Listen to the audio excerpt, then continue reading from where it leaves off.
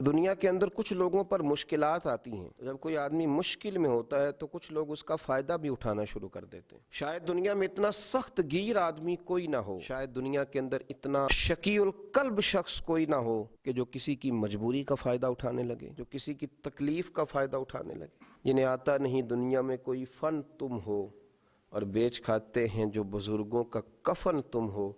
اقبال کہنے لگے اتنے بھی سخت لوگ ہوتے ہیں جو میتوں پہ سودے کریں، اور جو اس عالم میں آ کر جب لوگ تکلیف میں ہوں تو وہ اس طرح کے اسباب پیدا کرنا شروع کر دیں کہ تھوڑا سا دنیاوی نفع لینے لگیں۔ ہمارے ملک کے اندر جب مصائب، آلام، پریشانیاں گھر جاتی ہیں تو کچھ لوگ ذخیرہ اندوزی شروع کر دیتے ہیں۔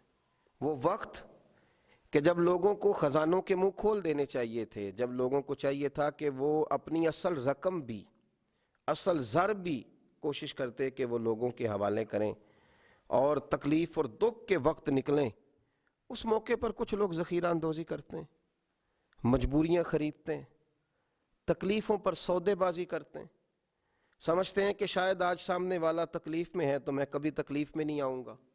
دشمن مرے تو خوشی نہ کریے، سجنا بھی مر جانا ہے، دیگر تے دن آیا محمد ہور کڑی نو ڈوب جانا ہے۔ یہ وقت بدلتا رہتا ہے، آزمائشیں آتی ہیں، تو ذخیرہ اندوزی کرنا، قیمتیں بڑھانے کے لیے مال کو چھپا لینا، ضرورت مندوں کے قریب چیزوں کو نہ جانے دینا۔ حضرت عمر ابن خطاب رضی اللہ تعالیٰ عنہ بیان کرتے ہیں کہ رسول اللہ صلی اللہ علیہ وسلم نے فرمایا ذخیرہ اندوزی کرنے والا ملعون ہے، لعنتی ہے وہ شخص جو ذخیرہ اندوزی کرے۔ سنن ابن ماجہ کے اندر یہ حدیث موجود ہے، فرمایا ملعون ہے وہ شخص کہ لوگوں کو ضرورت ہے اور یہ صرف نفع بڑھانے کے لیے ذخیرہ اندوزی کر رہا ہے، اللہ سے نہیں ڈرتا۔ حضرت سیدنا عثمان غنی رضی اللہ تعالیٰ عنہ کا بہت سارا مال واپس آیا، مدینے میں قرب و جوار میں شدید قحط کا عالم تھا، خشکی تھی، بارشیں نہیں ہوتی تھیں، لوگ تکلیف میں تھے، تو آپ کے 10 سے زیادہ اونٹ غلے کے بھرے ہوئے آئے۔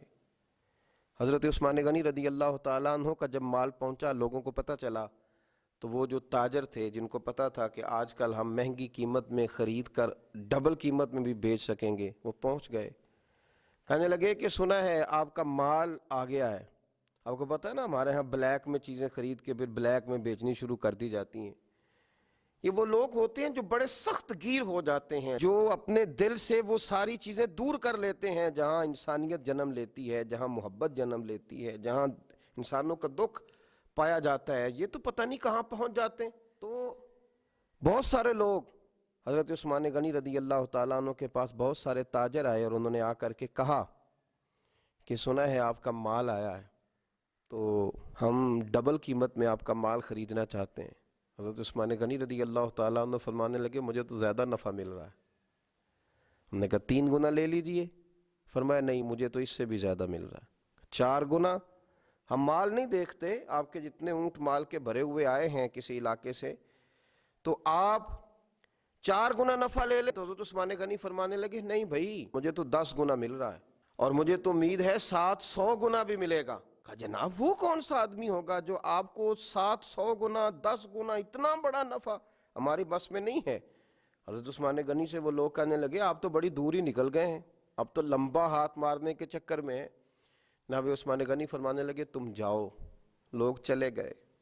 شرم و حیا کے اس پیکر نے، میرے نبی پاک علیہ السلام کے تربیت یافتہ اس تاجر نے، یہ بھی مالدار تھے، انہیں بھی نفع کمانا آتا تھا، یہ بھی مارکیٹ میں رہتے تھے، ان کو بھی پتہ تھا کہ آج ہی تو لوگ الجھے ہوئے ہیں، آج ہی تو لوگوں کی مجبوریاں خریدی جا سکتی ہیں۔ پر جناب عثمان غنی نے اعلان فرمایا جن جن غریبوں کے پاس غلہ نہیں ہے وہ آ جائے۔